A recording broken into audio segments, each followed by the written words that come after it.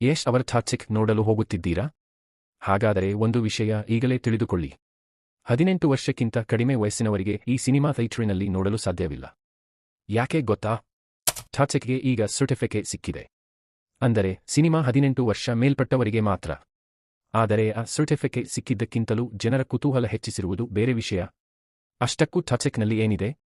ಇದೇ ಈಗ ಸೋಷಿಯಲ್ ಮೀಡಿಯಾದಲ್ಲಿ ಕೇಳಿಬರುತ್ತಿರುವ ಪ್ರಶ್ನೆ. ಇದರ ಜೊತೆಗೆ ಸಿನಿಮಾದ ರನ್ ಟೈಮ್ ಕೂಡ ಸಾಕಷ್ಟು ಗಮನ ಸೆಳೆಯುತ್ತಿದೆ. ಟಾಕ್ಸಿಕ್ನ ಕನ್ನಡ ವರ್ಷನ್ ಸುಮಾರು 3 ಗಂಟೆ 14 ನಿಮಿಷ ಇರಲಿದೆ. ಸಿನಿಮಾ ಆಗಸ್ಟ್ 26ರಂದು ಥಿಯೇಟರ್ಸ್ಗೆ ಬರಲಿದೆ. ಟ್ರೇಲರ್ ಬಿಡುಗಡೆಯಾದ ನಂತರ ಸಿನಿಮಾದ ಕೆಲವು ಸೀನ್ಸ್ ಬಗ್ಗೆ ಈಗಾಗಲೇ ಚರ್ಚೆ ನಡೆದಿತ್ತು. ವಿಶೇಷವಾಗಿ ಮಹಿಳಾ ಪಾತ್ರಗಳ ಪೋರ್ಟ್ರೇಯಲ್ ಮತ್ತು ಒಂದು ಕಂಟ್ರೋವರ್ಸಿಯಲ್ ಸೀನ್ ಬಗ್ಗೆ ನಟಿ ರಿಷಿಕಾ ಸಿಂಗ್ ತಮ್ಮ ಅಸಮಾಧಾನ ವ್ಯಕ್ತಪಡಿಸಿದ್ದರು. ಆದರೆ ಇಲ್ಲಿ ಒಂದು ವಿಷಯ ಸ್ಪಷ್ಟ. ಆ ಸೀನ್ ಕಾರಣಕ್ಕೆ ಆ ಸರ್ಟಿಫಿಕೇಟ್ ಸಿಕ್ಕಿದೆ ಎಂದು ಅಧಿಕೃತವಾಗಿ ಹೇಳಲು ಸಾಧ್ಯವಿಲ್ಲ. ಆ ಸರ್ಟಿಫಿಕೇಟ್ ಅಂದರೆ ಸಿನಿಮಾ ಕೆಟ್ಟದ್ದು ಅಂತಲ್ಲ.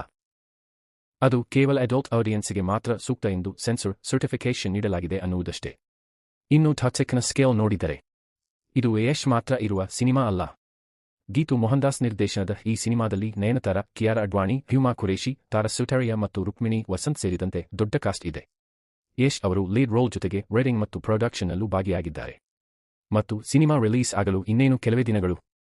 ಹಲವು ರಿಲೀಸ್ ಡೇಟ್ ಚೇಂಜಸ್ ನಂತರ ಈಗ ಆಗಸ್ಟ್ 26 ಅಂತಿಮ ದಿನಾಂಕವಾಗಿದೆ. ಹೀಗಾಗಿ ಈಗ ಟಾಕ್ಸಿಕ್ ಬಗ್ಗೆ 3 ವಿಷಯಗಳು ಹೆಚ್ಚು ಚರ್ಚೆಯಾಗುತ್ತಿವೆ. ಆ ಸರ್ಟಿಫಿಕೇಟ್, 3 ಗಂಟೆ 14 ನಿಮಿಷದ ರನ್ ಟೈಮ್ ಮತ್ತು ಯಶ್ ಮೇಲಿರುವ ದೊಡ್ಡ ಎಕ್ಸ್ಪೆಕ್ಟೇಷನ್ಸ್. ಆದರೆ ನಿಜವಾದ ಪರೀಕ್ಷೆ ಇನ್ನೂ ಮುಂದೆ ಇದೆ.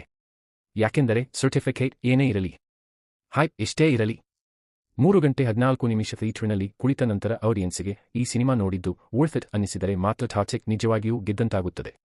ಅದು ಆಗಸ್ಟ್ 26ರಂದು ಗೊತ್ತಾಗಲಿದೆ.